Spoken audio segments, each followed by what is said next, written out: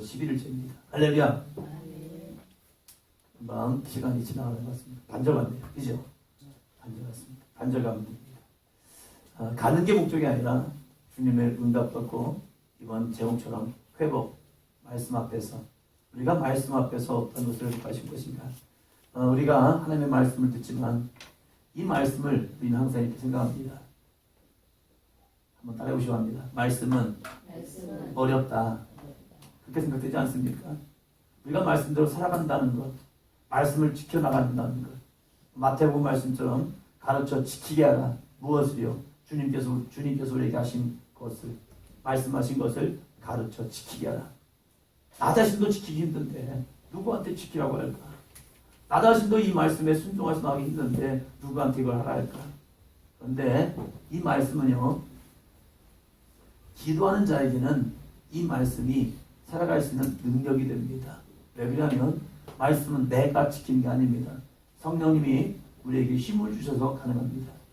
그래서 성령을 받지 아니하고 우리가 신앙생활하면요 진짜 힘듭니다. 왜 그러냐면 그것을 내가 가야 하기 때문에. 한번 생각하시기 바랍니다. 여러분, 자동차 내가 밀어본 적 계십니까? 저희 시골교회가 처음에 봉구차를 샀습니다. 이 봉구차를 샀는데 시골교회라 보니까 돈이 없다 보니까 아주 중고차를 싸구려 샀나 봐요. 이놈의 자동차가 이 핸들도 그 파워 핸들 아니고 옛날 그 빡빡한 핸들 있잖아요. 여러분들 처음에 면허증 따실 때 일종 보통을 따시면 예전에는 트럭을 가지고 있잖아요. 트럭이 빡빡합니다. 이렇게 막 힘들어가지고 그러면 한번 잡은다면요 운전면허 연습하러 갔다가 알백입니다. 워낙 힘들어가지고 그런 봉고차에다가 이놈의 차가 가끔 시동 안 걸려요. 그럼 저희 그래도 교회가 감사한 게 언덕백에 있습니다. 동네 언덕에. 그러다 보니까 그나마 이제 거기서 밀기 시작하는 겁니다. 교회부터 시작해서. 내려갈 때까지 시동이 걸려야하는데 안 걸리면 더 난감한 거예요. 그때부터 평지를 밀어야 하기 때문에. 그래서 목사님이 가끔 가다가 저희 청소년부 아들한테 야야 차 좀 밀어야겠다. 야. 배터리도 방전이 잘 되던 것 같아요. 그래서 시동이 안 걸리니까 야 차 좀 밀어야겠다 하면요 이제 뒤에서 열심히 밀게 합니다. 자 목사님 밉니다 하고 막 밉니다. 너무 힘들어요. 차는 타고 가라고 있는 건데 차를 밀기 시작하면 너무 어려운 거예요. 그런데 차가 시동만 걸리면요 그때부터는 너무 편한 게 먼 거리를 진짜 편하게 갑니다. 먼 거리를 내가 걸어가면 참 힘들고 어려운데 자동차를 타면요 너무 편한 거예요. 자동차를 내가 밀려고 하면 이 신앙생활을 내가 하려고 하면 진짜 어렵습니다. 새벽 기도도 하러 가지, 저녁 기도도 하러 가지, 또 이렇게 말씀, 또 이렇게 21일 동안 낮에 또 오라 가지, 또 밤에 오실 분도 있지. 이거 내가 생각만 해도 힘들다. 저도 말씀을 전하려고 하면 이게 그냥 나오는 게 아니잖아요. 말씀 창세기부터 시작해볼까요? 하는 것도 아니고 오늘은 무슨 말씀을 전해야 할까? 내일은 또 무슨 말씀을 전해야 할까? 쉽지 않습니다. 그럼에도 불구하고 성령을 의지하고 나가면요 성령께서 증거할 말씀도 생각나게 하시고 내일은 이 말씀 전하겠다. 또 내일은 또 이 말씀 전하겠다. 이 말씀을 가지고 말씀을 전하면 쉬운데 내가 뭔가를 하려고 하면 참 어렵습니다. 여러분의 신앙생활도 마찬가지입니다. 여러분의 신앙생활도 내가 말씀을 지켜서 하려고 하면요 이 말씀 진짜 어렵습니다. 그런데 성령의 인도하심과 성령의 충만을 얻고 신앙생활하면요 신앙생활은 한번 답니다. 즐겁다. 옆 사람 물어보시기 합니다. 신앙생활이 즐거우세요? 힘드세요?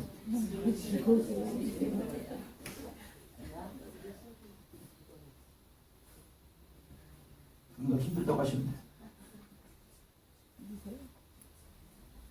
왜 힘들까? 내가 신앙의 이 무거운 짐을 밀고 가기 때문에 그래요. 이것은 결코 쉬운 거 아닙니다. 차 하나가요 보통 무게가 무겁습니다. 근데 그것을 내가 밀려가면 생각해보세요. 진짜 어렵거든요. 그런데 시동만 걸려있으면요 발만 밟으면 붕붕붕 하고 가요. 근데 내가 하려고 하니까 참 힘들죠. 그래서 신앙생활은 성령의 능력을 받고 나아가야 우리가 신앙생활이 기쁘고 행복하고 즐겁게 차 타고 드라이브하는 거 얼마나 재밌습니까? 이제 좀 있으면 우리 지역도 벚꽃이 필 텐데 이 벚꽃 핀 길을 자동차 문을 열고 쫙 하면요, 이 벚꽃이 떨어지는 그 모습을 보면서 좋다, 이런 모습이 있잖아요. 주님과 함께 성령의 능력을 통하여 꽃길을 걷기를 주님으로 축원합니다.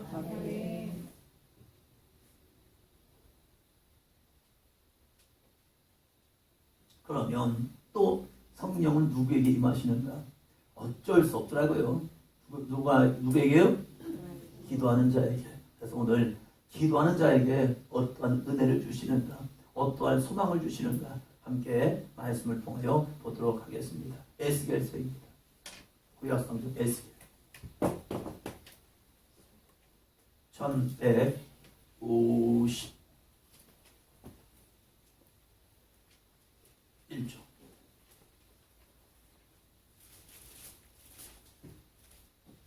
1151쪽 에스겔.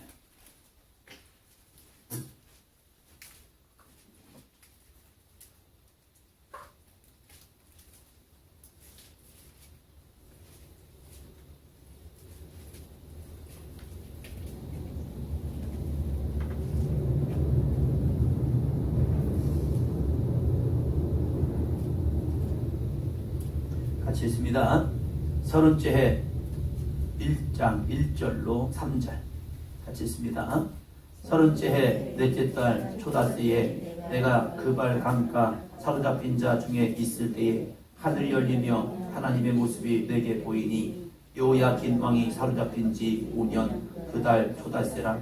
갈대아 땅 그발 강가에서 여호와의 말씀이 부시의 아들 제사장 나 에스겔에게 특별히 임하고 여호와의 권능이 내 위에 있으니라. 아멘. 이스라엘에는요,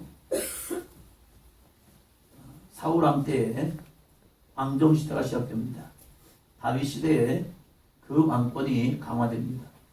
솔로몬 시대에 성전을 짓고 다윗, 솔로몬 이 왕권에는요 굉장히 많은 큰 부가가 나와됩니다. 그런데 이 솔로몬이 지혜는 있었지만 그 지혜를 가지고 자신의 목적을 나아가는 순간 이 솔로몬 시대는요 이제 나라가 조금 이상해집니다. 왜 그러면 이 솔로몬 자체가 신앙이 하나님을 처음에는 하나님을 여호와 하나님을 믿다가 이제는 그 자신의 지식이 하나님의 은혜를 뛰어넘는 순간 자기 인본주의 신앙이 나옵니다. 인본주의 신앙이 나오는 순간 그때부터는 하나님의 방법 아닌 나의 방법이 앞서기 시작합니다. 그러다 보니까 이 솔로몬이 이방 나라들과 이방 주변의 나라들과 혼인을 맺습니다. 그래서 자기 아내들이 무지 많습니다. 무지 많아요. 그래서 이 아내들과 함께 살다 보니까 그 아내들이 가지고 온 우상 숭배가 시작됩니다. 그러면서 이 솔로몬 시대에 나라가 두 개로 나뉩니다. 북이스라엘, 남유다. 남유다라는 것은 다윗의 가문이 쭉 이어지는 이 계통. 그래서 유다, 남유다로 말하고 북이스라엘. 그냥 알아두면 됩니다. 10지파 반, 한 지파 반 해서 이 10지파 반이 이 북쪽으로 나갑니다. 유다 족속과 한 족속 반이 그냥 반절 족속이 이들과 붙어가지고 남유다를 이룹니다. 그러니까 북이스라엘이 훨씬 많죠. 사람들을 보면 10지파 반이 움직였기 때문에 이스라엘은 12지파입니다. 12지파 중에서 10지파 반, 한 지파 반 해가지고 구성이 되었다면 이 북이스라엘은 부강한 나라가 됩니다. 그럼에도 불구하고 남유다는 솔로몬 성전을 통하여서 그나마 신앙생활을 하고 있다가 이들은 성전이 없음을 통해서 우상숭배의 맥을 계속 있습니다. 그래서 북이스라엘도 망하고 남유다도 망하게 되죠. 망하기 전입니다. 이제 망하기 전에 바벨론에 신앙생활 오래 하다 보면 많이 듣던 사람입니다. 느부갓네살. 그 왕이 바벨론 왕이 되어서 이제 남유다를 침공합니다. 침공할 때 첫 번째 1차 포로로 끌려갑니다. 그 시대가 바로 다니엘 시대. 다니엘과 많은 고관들, 귀족들이 1차 포로로 끌려갑니다. 그것은 뭐냐면 지금 바벨론이 남유다를 어찌 보면 속국은 아니지만 완전히 지배한 건 아니지만 나라라는 자체는 그냥 놔두고 이쪽으로 조공을 바치게 만듭니다. 그래서 이 바벨론 밑에 있는 여기는 군신 관계를 만들어서 지금 이러한 관계를 만들어 버립니다. 이때가 바로 다니엘 첫 1차 포로기가 됩니다. 그런데 이 에스겔 시대는요, 에스겔은 1차 포로가 아니라 2차 포로 시대입니다. 바벨론에 의해서 세워진 왕이 여호야킨 왕이 남유다의 왕으로 세워졌는데 얘네들이 바벨론을 바라보지 않냐고 친이스라엘 이집트 정책으로 씁니다. 친애국 정책으로 들어갑니다. 그러니까 바벨론에 의해서 세워진 남유다의 왕이 바벨론에 의해서 움직이지 않고 이집트랑 붙어서 지금 있는 겁니다. 그러니까 이 바벨론 왕 입장에서는 기분 나쁜 거예요. 어쭈 이것들 봐라. 지금 니네도 뭐하고 있는 거야. 야, 내가 왕으로 세웠더니 너 지금 이집트랑 붙고 있어? 그러면 어떻게 하겠습니까? 당연히 치죠. 이것들 말 들을 때까지 쳐버리는 겁니다. 그것이 바로 2차 포로기가 되는 겁니다.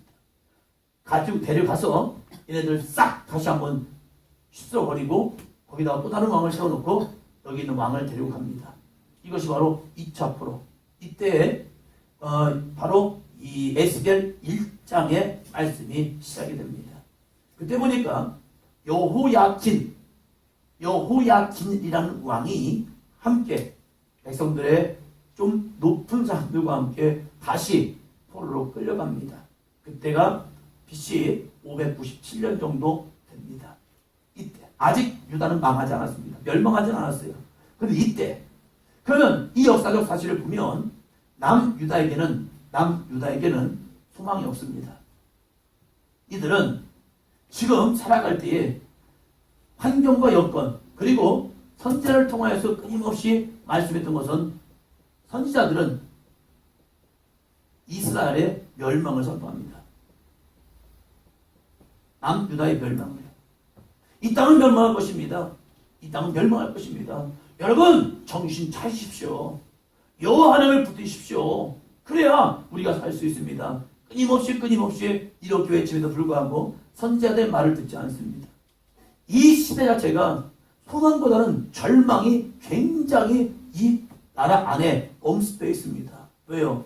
두 번의 바벨론 침략이 있었고 그 침략 가운데서 남유다는 한 번도 제대로 힘써보지 못하고요. 그저 예루살렘 성을 그대로 문을 열고 이 왕들을 다 이 바벨론으로 보냅니다. 우리나라도 마찬가지잖아요. 청나라가 쳐들어오고 명나라가 쳐들어올 때 우리가 무슨 힘을 씁니까? 이 임진왜란도 마찬가지고요. 그 숙종 때 쭉 외군들이 와도 우리나라가 속수무책으로 당하고만 있잖아요. 그러한 모습 속에서 야, 이 땅에는 소망이 있어, 이 땅에는 희망이 있어 라고 외친다면 아유 무슨 소리야, 우리 안 돼. 왜요? 여러 번의 침략 때문에 지금 이 나라의 소망이 잃어버린 거예요. 그러한 시대 속에서 지금 에스겔은 어디에 있느냐? 이 에스겔이 어디에 있다고 말하죠? 말씀해 보니까 1절 다시 한번 읽습니다. 30째 해 넷째 달 초대스가에 내가 그발 강가 사로잡힌 자 중에 있을 때 어디 있다고요? 그발 강가. 그런데 어디에요? 사로잡힌 자 중. 에스겔은 유다에 있는 게 아닙니다. 지금 2차 포로가 되어서 바벨론으로 끌려왔습니다. 끌려와서 그들은 포로민으로 살아가고 있습니다. 물론 다니엘이라는 사람이 총리가 되어서 지금 이 바벨론에 한 큰 맥을 가지고 있습니다. 큰 보호막이 되어주고 있습니다. 그러나 역시 그들은 포로입니다. 에스겔은 제사장 가문이었습니다. 다니엘은 왕족이었지만 에스겔은 제사장 가문이었기 때문에 그렇게 이 바벨론에서 주목받는 사람은 아닙니다. 이 에스겔이 포로로 끌려와서 포로민으로서 살아가면서 그가 절망하지 않습니다. 자기들은 지금 나라가 이 꼴이 돼가지고 어려운 상황이 돼가지고 지금 바벨론이라는 무려 1600km 정도 되는 거리예요. 대단한 거리입니다. 짧은 거리 아니에요. 이웃집 아닙니다. 한 1600km 되는 그런 바벨론까지 끌려와서 비참하게 끌려와서 지금 그는 포로민으로 살아가고 있습니다. 그럼에도 불구하고 많은 사람들은 절망이다, 안 된다, 아유 이 땅은 이제 망해, 이 땅 끝났어 라고 하는 그 시대 속에서도 다니엘은 그말 강가에서 뭘 하느냐, 하나님의 임재를 바라봅니다. 말씀해 보니까 하늘이 열리며 하나님의 모습이 내게 보이니, 하늘이 열리며 하나님의 모습이 내게 보이니. 에이, 세상이다 보니까 그랬나 보다. 특별한 은혜가 있어서 그런가 보다. 아니에요. 에스겔도 자기가 세상이었지만 그가 노력한 게 있습니다. 뭘 노력했습니까? 2절 보면 2절 같이 있습니다.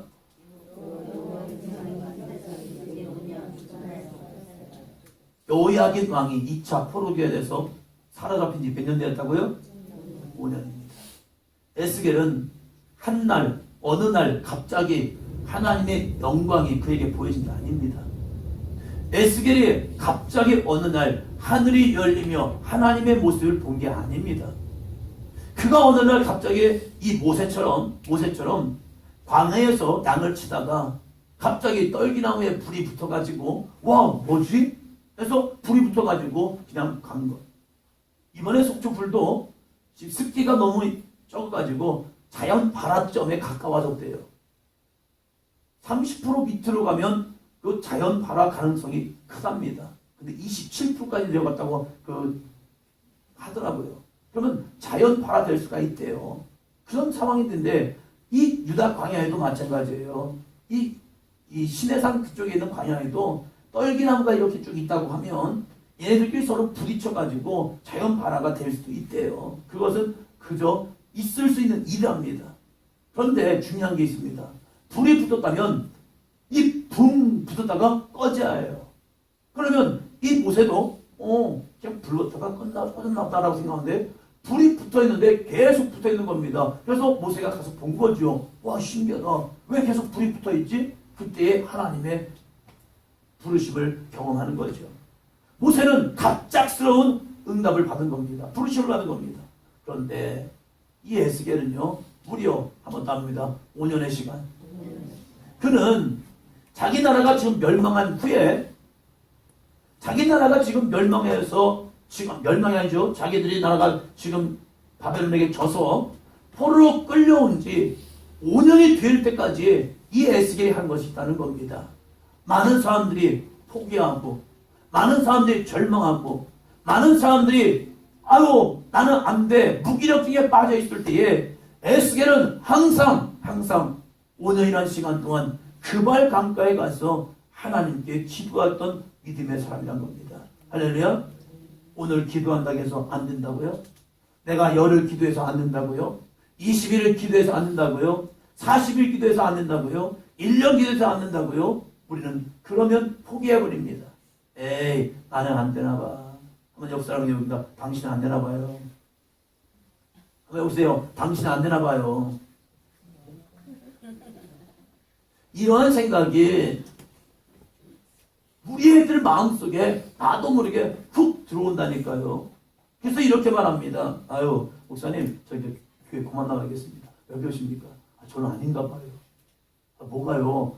저도 기도해봤는데요. 해보니까 안 되더라고요. 당신 이만큼 신앙생활하고 되면요. 저는 다 됐겠네요.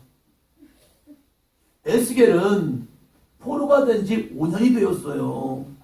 5년이 되었을 때까지 그는 자신의 기도의 자리를 잃어버리지 않고 이 이스라엘 유대인들은요. 기도처가 없으면 강가에 가서 기도를 해요. 그들이 모여서 회막이라는 것을 짓기 전에는 그들이 어디 기도할 처가 없을까? 기도할 곳이 없을까? 하다가 가까운 냇가나 그 강가가 있으면요. 거기 가서 기도하는 거예요. 거기서 하나님께 간구하는 겁니다. 그런 모습이 그들의 신앙 속에 있었어요. 그런데 이 에스겔도 마찬가지였다는 겁니다. 바벨론에 끌려와서 어디서 기도합니까? 어디서 기도해요? 물론 다니엘은 자기의 창문을 예루살렘을 향한 창문을 열고 기도하죠. 하루에 3번씩. 에스겔은 그가 스스로 나아가서 그발 강가까지 나아가서 그가 열심히 기도하는 겁니다. 무려 몇 년이요? 5년이요. 사로잡힌 지 5년까지 열심히 기도한 거예요. 그때까지 하나님의 응답이 있었습니까? 없었습니까? 없었다니까요. 하늘이 열리지 않았어요. 하늘을 바라보지 못했어요. 그럼에도 불구하고 에스겔은 끝끝내 기도하는 거예요. 왜요? 하나님은 기도하는 자에게 응답하시기 때문에 이 분명한 믿음이 이 에스겔은 있었어요. 다니엘 같은 사람이 있었어요. 맞아요. 그럼 다니엘이고 나는 나잖아요. 이 에스겔이 5년 동안 기도할 때 드디어 역사가 나타난 겁니다. 다시 3절이요. 3절 같이요. 갈대아 땅 그발 강가에서 여호와의 말씀이 부시의 아들 제사장 나 에스겔에게 특별히 임하고 여호와의 권능이 내 위에 있으니라. 아멘. 그발 강가에서 여호와의 말씀이 부시의 아들 제사장 나 에스겔에게 나는 제사장이었대요. 그러나 여기 와서 무슨 제사를 드리겠습니까? 바벨론 와서 무슨 제사를 드립니까? 제사는요 예루살렘에서나 드렸지 5년이라는 시간 동안 그런 제사다운 제사 한 번도 드리지 않았을 거예요. 어찌 보면 예배다운 예배 못 드렸을 거예요. 왜요? 토름이 되어가지고 무슨 제사를 드립니까? 어디서 양을 잡고 어디서 번제를 드릴 거예요? 그런 건 없어요. 그러나 내가 할 수 있는 거 있잖아요. 내가 할 수 있는 거. 내가 이 상황에서, 이 절망 같은 상황에서, 이 어둠 같은 상황에서, 지금 이 어려운 환경에서, 많은 사람들이 무기력하게 빠져있는 모습 속에서, 그럼 나라도 해야겠다. 뭐요? 기도를 해야겠다. 왜요? 하나님 기도를 들으시기 때문에. 예루살렘에서만 들으십니까? 아니요. 우리가 지금 속해 있는 이 바벨론에서도 하나님의 능력은 함께합니다. 이 분명한 믿음을 가지고 에스겔은 5년의 시간 동안 묵묵히 잃어버리지 않고 포기하지 않고 낙심하지 않고 그래 내가 이곳에 기도의 불씨를 붙인다.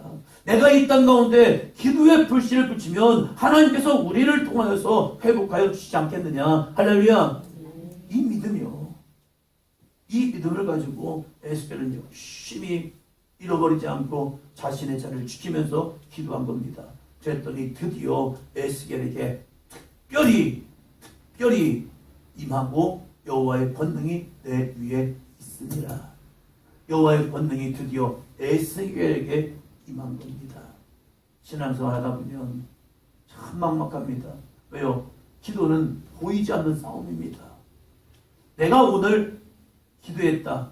내가 내일 기도한다. 모레 기도한다. 내가 1년 동안 기도했다 해서 조금씩 내 기도의 분량이 쌓이는 걸 볼 수 있다면 좋을 거예요. 그리고 이제 기도하니까 조금씩 차네 100% 차면 드디어 응답. 이게 보이면 참 편할 거예요. 그래서 오늘 하루 기도하니까 이만큼 쌓였네. 내일 기도하니까 이만큼. 한 달 기도하니까 이만큼. 6개월 기도하니까 이만큼. 1년 기도하니까 이만큼. 야 됐어. 응답. 이렇게 나오면 참 좋을 것 같아요. 그런데 기도는 보이지 않는 영적인 시련입니다. 보이지 않다 보니까 도대체 내가 얼만큼 되었냐 아무도 몰라요. 오직 아시는 분은 하나님이십니다. 이것을 하나님의 시간이라고 말합니다. 하나님의 시간 속에서 하나님의 응답을 주시는데 에스겔은요 5년이었다는 거예요.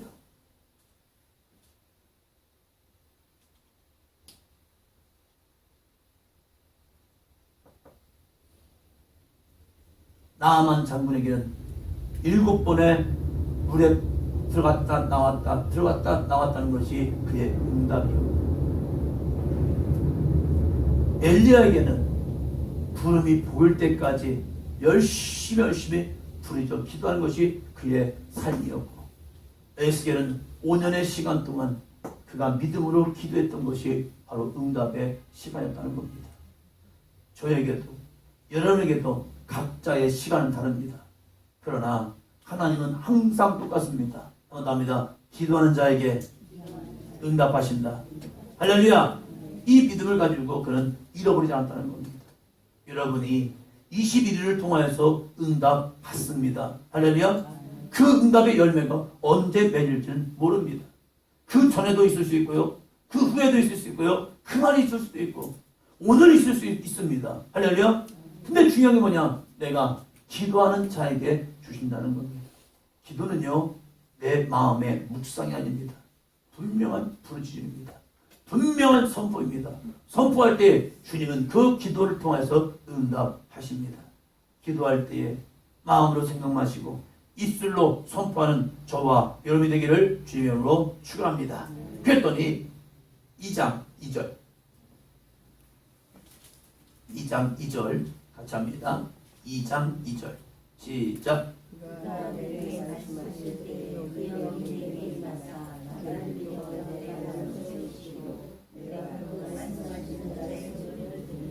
아멘. 응답이라는 건 무엇이냐? 첫 번째 1장에 보니까 하늘이 열리며 하나님의 모습이 보입니다. 이것이 우리가 경험할 수 있는 영적인 은혜입니다. 내 영안이 열려서 하늘이 열리고 그 하늘에 열린 모습 속에서 하나님의 임재를 볼 수 있는 것, 이것이 첫 번째 응답의 모습이고, 두 번째 보니까 2장 2절에 보니까 그가 내게 말씀하실 때에 그 영이 내게 임하사 나를 일으켜 내 발로 세우시기로 내가 그 말씀하시는 자의 소리를 들으니라. 할렐루야. 그 말씀하시는 자의 소리를 듣는 겁니다. 형상을 보는 것, 하나님의 영광을 보는 것. 사도 바울은 빛 가운데 거하시는 예수를 봅니다. 예수의 형체는 보지 못했습니다. 워낙 빛이 밝으니까. 그러나 빛 가운데 거하시는 주님의 음성을 듣기 시작합니다. 보고 듣습니다. 그것을 응답이라고 말합니다. 에스겔도 마찬가지였습니다. 하나님의 영광을 본 것으로 끝나지 않냐고 에스겔이 이제 그의 귀가 열려서 드디어 하나님의 말씀을 듣기 시작하는 겁니다. 우리가 기도할 때에도 마찬가지입니다. 내가 기도할 때 눈을 감고 기도하지만 하늘이 열리며 하나님을 볼 수 있는 은혜가 있기를 주님으로 축원합니다. 그 모습만 보는 것이 아니라 우리의 영적 귀가 열려서 주의 음성을 듣는 삶이 되기를 주님으로 축원합니다. 나는 기도하지만, 나는 방언을 부르짖지만, 나는 주님의 이름을 부르짖어 간구하지만 그 간구함 속에서 나에게 들려지는 주님의 음성이 있습니다. 할렐루야. 그 음성이 들려지는 삶이 되기를 주님으로 축원합니다. 누구에게요? 기도하는 자에게. 기도하지 않으면 그 소리가 들려와도, 그 하나님의 소리가 들려와도, 그 말씀하시는 소리가 들려와도 그것이 하나님의 음성인지 모릅니다. 바울은 들었지만 바울과 함께한 사람은 그것이 무슨 소리인지를 모릅니다. 사울아, 사울아, 내가 어찌 나를 핍박하느냐? 그것을 사울은 똑똑히 들었지만 사울과 함께했던 사람은 이게 무슨 소리지? 뭔가 소리는 하지만 그 소리에 분간을 못하는 겁니다. 우리의 신앙도 마찬가지입니다.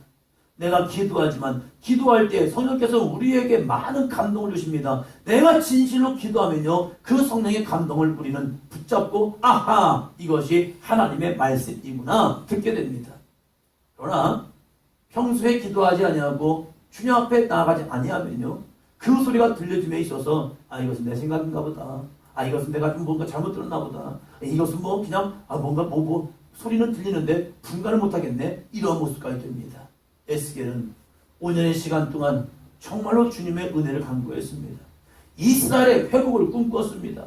지금 우리는 바벨론에 있지만 주여 어느 때에 우리를 회복하시겠습니까? 믿음을 통하여 간구할 때에 그 5년의 시간 동안 하나님의 은혜를 간구하는 그에게 하나님은 말씀하시고 보여주셨다는 사실입니다. 할렐루야. 그럴 때에 그에게 한 가지 사명을 줍니다. 야, 너는 네가 보았니? 네가 들었니? 거기에 만족하지 마. 왜 하나님이 에스겔에게 보여주고 말씀하십니까? 그것은 목적이 있다는 거예요. 2장 7절입니다.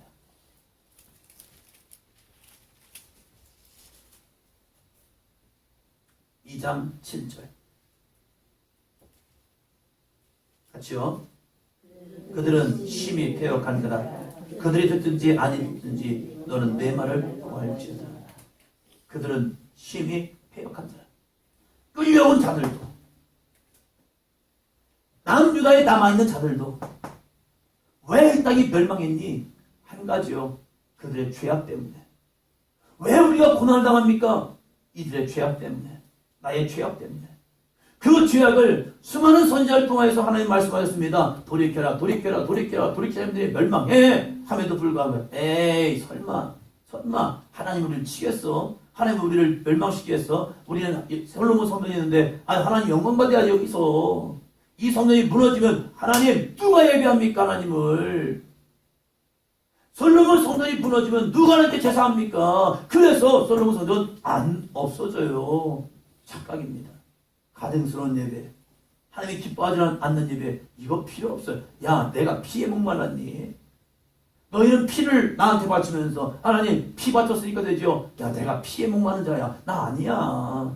나는 너희의 상한 심령을 원할 뿐이야. 그런데 너희는 상한 심령이 아니라 피를 가지고 와서 하나님께 제사한다고 하고 있니? 야, 이게 무슨 제사냐 이게.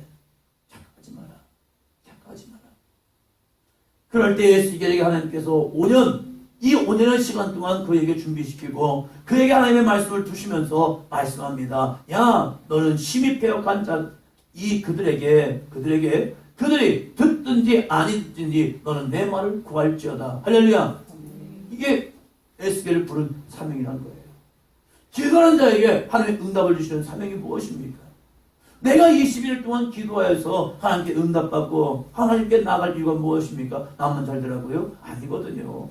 나에게 회복이 있다면 그 회복을 통해서 누군가를 회복시켜야 합니다. 그런데 현실은 내가 하나님의 말씀을 전한다고 해서 이들이 듣겠는가?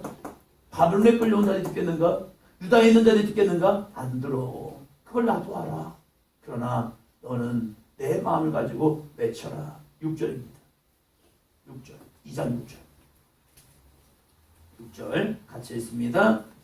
인자야, 너는 비록 가시와 찔레와 함께 있으며 전갈 가운데 거주할지라도 그들을 두려워하지 말고 그들의 말을 두려워하지 말지어다. 그들은 패역한 족속이라도 그 말을 두려워하지 말며 그 얼굴을 무서워하지 말지어다. 아멘. 야야야, 에스겔, 너는 지금 바벨론에 있잖아. 믿음이 잃어버리고 소망을 잃어버린 그들과 있잖아. 너가 지금 그들 가운데 함께하는 것은 너가 지금 가시와 찔레와 함께 있는 것 같고 전갈 가운데 거주하는 것과 같다. 그러나 두려워할 이유 없어. 내가 너와 함께 해줄게. 내가 너를 붙들어 줄게. 내가 너에게 인도해 줄게. 그래서 너는 내 말을 좀 증거해 보지 않겠니? 그들이 심히 패역한 족속이라 할지라도 그 가운데 하나님을 두려워하고 그 가운데 돌이킨 자들이 있어. 그래서 너는 이제 하나님의 말씀을 대언하는 자가 되고 선포하는 자가 되라. 선포하면 그 선포하는 말씀의 능력을 가지고 이 땅은 회복될 것이다. 할렐루야. 불타버린 이 곳이 있습니다. 거기에 2000년인가 2005년인가 그때 불났을 때에 워낙 불이 크게 나니까 그 중심 온도가 1200도 저쪽 얘기하잖아요. 그러면 지면에서 몇 센치까지 그 불길이 영향력이 있어가지고 회복이 안 된다. 학자들은 그렇게 말합니다. 그런데 그 땅에 비가 오고요. 그 땅에 씨앗이 날라와서 뿌려지면요. 희한하죠. 바로 또 다른 씨앗이 올라온다는 사실입니다. 많은 사람들은 불타버린 땅 가운데 절망을 바라보지만 그 가운데 소망을 뿌리는 자들이 있다는 겁니다. 거룩한 말씀의 씨앗을 뿌리고요. 소망의 씨앗을 뿌리면 그 소망의 씨앗을 받은 땅들은 회복을 이루어집니다. 할렐루야. 우리가 왜 말씀을 듣습니까? 왜 우리 21일 동안 집중적으로 말씀을 듣고 기도하자는 겁니까? 그것은요, 말씀이 내 안에 소망을 주기 때문입니다. 아무리 바벨론에 끌려온 절망 같은 상황일지라도 그 가운데 하나님은 에스겔을 통하여서 말씀을 주겠다는 거예요. 이 에스겔을 통해서 말씀을 주고 그 말씀이 더 이상 아무것도 회복되지 않고 피어나지 않을 그런 척박한 땅인 것 같지만 그 가운데 하나님의 말씀이 심겨지면 그 말씀을 듣고 패역한 백성일지라도 그 말씀 가운데 누군가는 소망을 붙들고 기도하는 자가 있을 것이다. 그 기도하는 자를 통하여 오늘도 하나님은 역사할 것이다. 할렐루야. 그 사람이 저와 여러분이 되시기 바랍니다. 옆 사람을 축복합니다. 그 사람이 당신이 되시기 바랍니다. 피곤하시죠? 졸지 마시고요. 다시 한번 우리가 깨어 주님 앞에 나아갈 때에 그 소망의 말씀을 붙들고 주여, 맞아요. 내 형편이 지금 이런 형편 아닙니까? 소망도 없고 정말로 희망도 없고 어찌 보면 어떻게 살아가지? 벌써 이렇게 된 것이 5년이나 지난 거예요. 5년 지나서 더 이상 이제는 우리 끝났나 보다. 이 바벨론의 소리는 인생이 끝나나 보다. 남유다가 우리를 바벨론을 쳐버려서 우리나라를 회복하지도 못할 것 같고 이 바벨론은 멸망하지도 않을 것 같아요. 워낙 강대국을 만들었기 때문에 이 바벨론은 더 이상 망하지도 않을 것 같은 거예요. 얘네가 망하든지 아니면 유다가 더 강해져가지고 얘를 쳐버리든지 뭐가 이루어져야 할 거 아니에요. 그런데 5년의 시간 동안 있었던 것은요.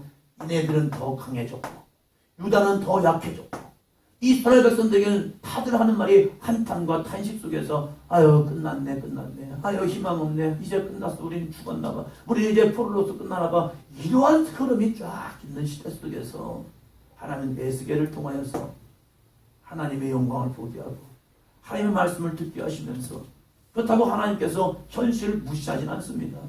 현실은 어떤 시대냐? 폐역한 시대다. 말을 전함에도 불구하고 하나님의 말씀을 선포함에도 불구하고 그 말씀을 그들의 마음에 받아들이지 못하고 그 말씀을 툭툭 던져버리는 거예요. 에이!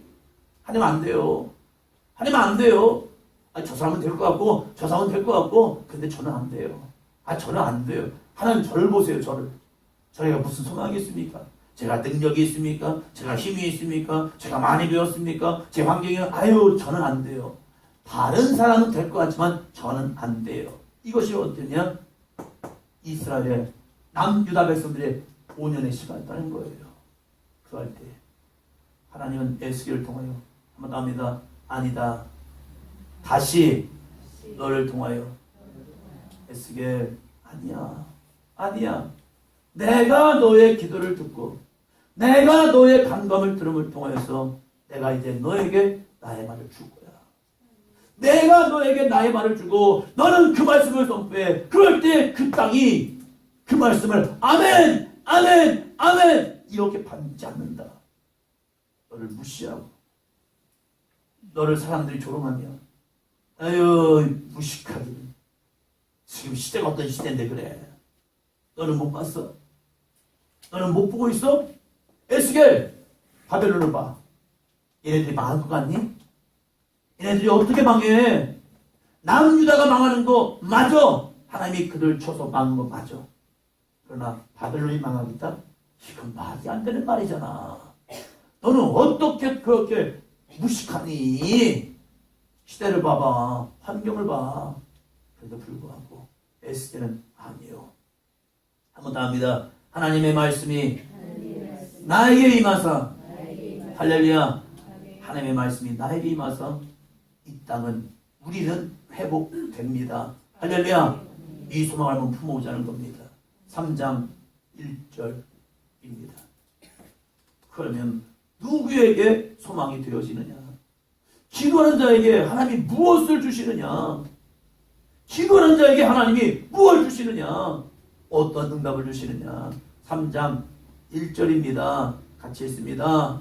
또 그가 내게 이르시되 인자야 너는 발견한 것을 먹으라. 너는 이 두루마리를 먹고 가서 이스라엘 족속에게 말하라 하시기로. 아멘. 인자야 너는 발견한 것을 먹으라. 근데 뭘 먹으래요?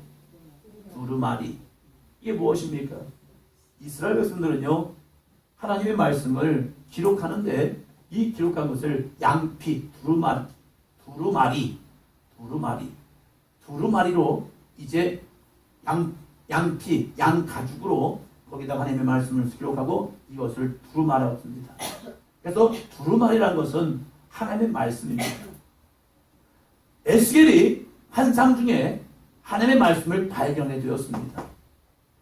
하나님의 소망의 말씀, 하나님의 희망의 말씀, 하나님의 심판의 말씀, 그 말씀이 자기에게 주어졌습니다. 그 말씀을 에스겔에게 하나님 말씀합니다. 인자야 너는 두루마리를 먹고 그것을 먹음을 통하여서 그냥 잊지 말고 너는 이스라엘 족속에게 말하라. 기도하는 자에게, 간구하는 자에게, 소망을 꿈꾸는 자에게, 희망을 바라보는 자에게 하나님은 말씀을 주십니다. 할렐루야. 왜요? 그 말씀 붙잡고 기도하라고요. 그 말씀 붙잡고 기도하라고요.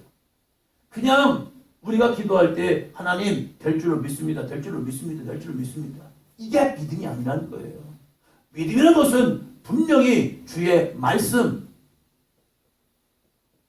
할렐루야.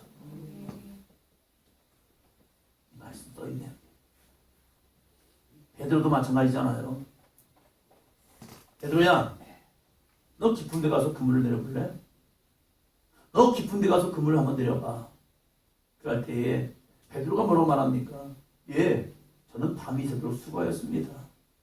제가 업으로서, 내 지식으로서, 내 이성으로서 내가 밤이 맞도록 수고하였지만 얻은 것이 없습니다. 그러면 어부가 지금까지 살아온 경험과 이성과 지식을 보면요, 이제 더 이상 내려도 없는 겁니다. 이것은 자신이 알고 있는 경험과 지식입니다. 그런데 베드로가 위대한 선포를 합니다. 그러나 주의 말씀을 의지하여 주님께서 나에게 말씀하셨기 때문에 주 예수의 말씀이 내게 있었기 때문에 그 말씀에 의지하여 내가 깊은 곳에 가서 그물을 내리겠습니다. 할렐루야. 이게 믿음이란 거예요. 그냥 기도할 때 아유 주님 이런 문제 있고 저런 문제가 있는데 그냥 해결해 주세요. 해결해 주세요. 해결해 주세요. 해결해 주세요. 아니라 하나님께 기도할 때 하나님께서 분명히 우리에게 말씀을 주신다니까요. 이 말씀을 의지하여 주님 나에게 이런 말씀이 붙잡습니다. 내가 이 성경의 말씀 속에서 나에게 주신 감동과 내가 그냥 바란 것이 아니라 주님께서 나에게 생각나게 하신 이 말씀을 붙들고 내가 기도합니다. 기도할 때 성령님 응답하여 주옵소서. 할렐루야. 에스겔도 마찬가지입니다. 에스겔이 이스라엘 백성들에게 유다 백성들에게 하나님의 말씀을 선포할 때 네 마음대로 네 뜻대로 야 우리 이렇게 됩니다. 우리 저렇게 됩니다. 환상을 꿈꾸지 마라. 이건 환상이야. 그러나 하나님이 주시는 말씀을 가지고 이 땅에 선포하는 것은 능력이 된다. 할렐루야. 이게 믿음이라는 거예요. 기도하는 자에게 하나님은 성령을 주시고 기도하는 자에게 하나님은 영광을 보게 하시고 기도하는 자에게 하나님의 말씀을 주시고 그 말씀을 먹으라는 겁니다. 네가 먹고 그것을 가지고 네가 선포하는 자가 되라. 5절 3, 어디까지 읽었죠? 2절입니다. 2절 내가 입을 벌리니 그가 그 두루마기를 내게 먹이시며 내가 입을 엽니다. 입을 연다는 것은 무엇입니까? 순종인 거예요. 입을 열어 했더니 한시간이 입을 벌려버리시네. 입을 연다는 것은 무엇입니까? 내가 순종하겠다는 겁니다. 이렇게 하면 네, 저렇게 네, 이게 순종이라는 거예요. 어우 하나님 왜 내가 짐승입니까? 두루마리를 먹게 이렇게 말하지 않습니다. 먹어라 하면 먹는 거예요. 해라 하면 하는 겁니다. 하지 말라 하면 하지 않는 거예요. 두루마리를 먹는다는 것은 내가 하나님의 말씀을 아멘으로 순종해서 내 것으로 만들겠다는 겁니다. 할렐루야. 그래서 저는 우리 사도행전교회 성도들에게 부탁하는 것은, 권면하는 것은, 말씀하는 것은 바로 아멘이라는 거예요. 믿어지지 않더라도 내 마음에 받아들이지 않더라도 내가 일단 아멘으로 순종하는 겁니다. 목사의 말에 순종하는 것이 아니라 하나님의 말씀이 선포된다면 그 말에 순종하라는 거예요. 그런데 의외로요 많이 고집부려요. 내 안에서 이 말씀을 받아들이지 못하게 만듭니다. 무엇이요? 내 속에 거하는 죄예요. 내 속에 거하는 내 자아인 거예요. 내 속에 거하는 내 육신의 생각인 거예요. 그것이 하나님의 말씀이 들어옴에도 불구하고 에이 아니야 왜 굳이 왜 아멘하라고 그러는 거야? 왜 아멘하라는 거야? 왜 아멘하라 이기냐? 에스겔처럼 하나님의 말씀을 먹으라 할 때에 이 에스겔이 입을 벌리고 그 두루마리를 내가 먹는 겁니다. 아멘. 저는 우리 사도행전교회가 하나님의 말씀 속에서 입을 벌려 이 말씀을 받아들일 수 있는 믿음의 삶이 되기를 주님으로 축원합니다. 그랬더니 희한한 일이 벌어집니다. 여러분 저도 그랬던 것 같아요. 선생님들이 뻘짓하면 사전을 어떻게 알아봤죠? 영어 사전을? 그죠? 먹으라고요. 그게 무슨 말입니까? 외우고 먹으라고. 그래서 먹어볼까? 하다가 드셔본 분 계십니까?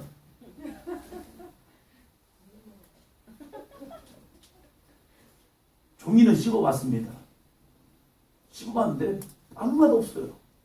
사전을 먹어봤자 그게 뭐 되겠습니까? 그걸 먹어서 내가 머리에 싹 입력인다면 열심히 먹겠죠. 그런데 먹는 적에서 될까?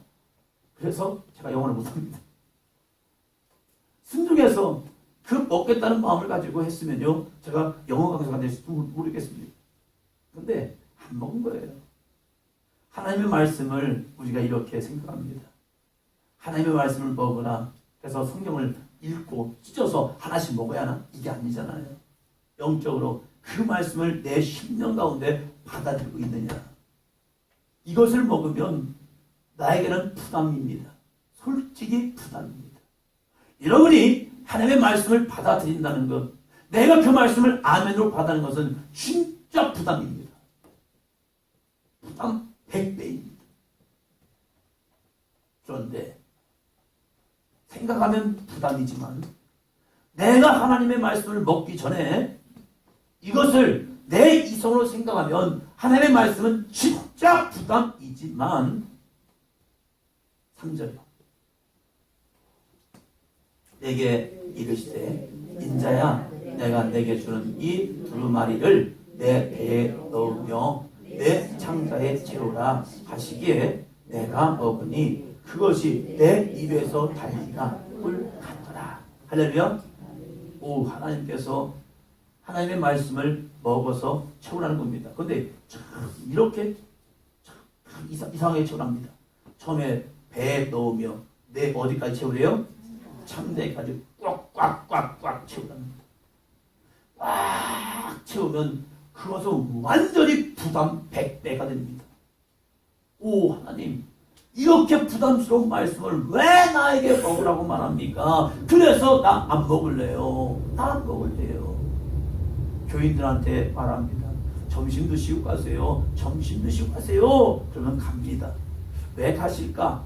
왜 가실까? 제 마음에 이런 생각이 들어요.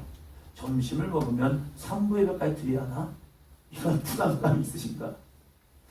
점심 먹고 그냥 가기는 애매한 것 같고, 앉아있다가 이제 3부 예배가 시작하려고 할 때 쑥 빠져나가는 것도 애매할 것 같고, 그럴 바에 밥 안 먹고 집에 가서 먹어야겠다. 이런 부담감이 있으신가요? 아내님은? 그랬어요. 저는 그거 몰랐습니다. 항상 먹고 살다 보니까 교회에서 그 부담감 그냥 원래 있어야 보다. 밤까지 있어야 하고 저녁까지 있어야 보다. 이렇게 생각하다 보니까 딴 생각 못 해보는데 진짜 안 해왔어요. 교회에서는 원래 밥 먹나 보다. 어렸을 때부터 신앙생활을 하다 보니까 저는 그것이 당연히 되는 거기 때문에, 그렇게 살아왔기 때문에 왜 부담스럽지? 이걸 못 느껴요. 그런데 그러신 것 같아요. 에스겔도 하나님의 말씀을 받을 때는 굳이 부담스러웠을 겁니다. 편안한 길을 말하지 않잖아요. 쉬운 길을 말하고 있지 않잖아요.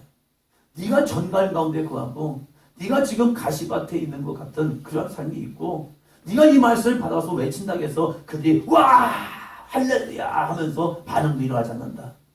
때로는 돌을 가지고 저게 미쳤나? 지금 우리를 더 망하게 하려고 하는 거야? 지금 바벨론의 멸망을 선포한다? 이게 무슨 말입니까? 생각해보세요. 에스겔이 바벨론의 포로로 끌려와서 바벨론에서 바벨론의 멸망을 이야기한다. 이게 무슨 말입니까? 죽지 않은 일이죠. 어떻게 감히 이럽니까? 적지에서 적의 멸망을 선포하는 것은 아예 유다민족을 다 죽이려는 속셈이기도 합니다. 그러니까 에스겔이 받은 하나님의 말씀은요, 무지 부담스러운데 그 말씀을 이 에스겔이 순종으로 그냥 받아들였습니다. 야, 너는 배에 채워. 너는 입을 열어서 먹어. 그리고 배에 채웠습니다. 창자까지 다 채워놓은 겁니다. 푹 채워놨더니 와, 하나님 너무 부담스러운데 기가 막힌 일이 벌어진 겁니다. 그 부담스러운 말씀이요, 내가 채워서 내 창자까지 채우다 보니까 와, 이게 웬일입니까? 내 입에서 달기가 뭐 같더라? 우리 안혜인 성도님이 점심을 안 먹고 가실 이유가 부담스러워서, 이 3부 예배까지 들려고 하니까 부담스럽고 이것저것 하니까 부담스러운데, 그런데요, 어느 순간에 3부에 와서 같이 찬양도 하시고 같이 기도도 하시고 말씀 듣고 하다 보면요, 어느 순간에 내 이 온 영과魂과 육의 하나님의 말씀이 채워지니까 와, 꿀맛이다. 할렐루야. 옆에 계신 이민수사님 그렇지 않습니까? 예, 진 좀 바르셨네. 예, 그 깊이까지, 그 깊이까지. 이건 쉽지 않습니다. 여기까지 가려면요 쉽지 않아요. 왜요? 창자까지 채운대요. 단순히 하나님의 말씀을 먹는 것으로 끝나지 않고 그 말씀을 내 심령 싹 채우고 나니까 그제서야 와우, 이것이 꿀맛이구나. 신앙의 맛, 신앙의 응답, 이것까지 들어온 겁니다. 누구에게요? 기도하는 자에게. 기도하지 아니하고 하나님의 말씀을 들었다면요, 이 에스겔은 하나님의 말씀을 듣는 순간 왜 하는 나입니까? 왜 나예요? 아니 지금 내가 어떤 형편인데 지금 나 바벨론에 있다니까요. 내가 유다에 있었으면 내가 할 수도 있겠습니다. 내가 제사장 때는 어쩔 수 없이 해야지요. 그런데 나는 지금 바벨론에 와서 5년 동안 나 제사장 일을 한 거 없습니다. 나 제사장 파업입니다. 나 제사장 그만둔 거예요. 지금 여기서 내가 제사장입니까? 나 포럼이네요. 하나님 이러지 마세요. 왜 나한테 이러십니까? 우리 구은 집사님한테는 하세요. 저는 싫어요. 그래도 구은 집사님 요즘 믿음 가지고 열심히 기도하니까 우리 구은 집사님한테 하시지 저는 이제 그만하렵니다. 왜 나한테 그러세요? 이렇게 했을 겁니다. 그런데 에스겔이 이 모든 것을 다 받아들이고 이 에스겔이 하나님의 말씀을 받아먹으라 할 때 입을 크게 열어서 제가 먹겠습니다. 내 배에 채우라. 예, 채우겠습니다. 내 창자까지 채우라. 예, 채우겠습니다. 이걸 들어보니까 와, 이 폐역한 자들에게 말씀을 전해 생각하니까 완전히 부담 100배가 됐지만 와, 내 속에서 하나님의 말씀이 쫙 채워지고 더 이상 채울 수 없는 가게까지 딱 되니까 와, 이것은 부담이 아니라 완전히 꿀맛이구나. 주님께서 나에게 이런 기쁨을 주시는구나. 할렐루야.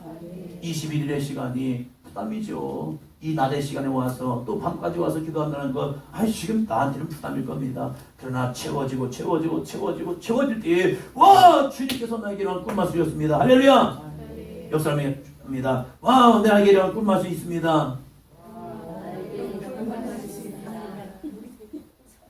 꿀맛 아시죠? 달콤하죠. 꿀은요 단순히 맛과 미각을 좋게 하는 게 아니더라고요. 꿀은요 몸을 회복해 준대요. 지쳐있는 사람이 꿀을 먹으면, 아픈 사람이 꿀을 먹으면요 그 꿀이 또 있다고 하더라고요. 그 면역력까지 올려준다고 합니다. 꿀이요.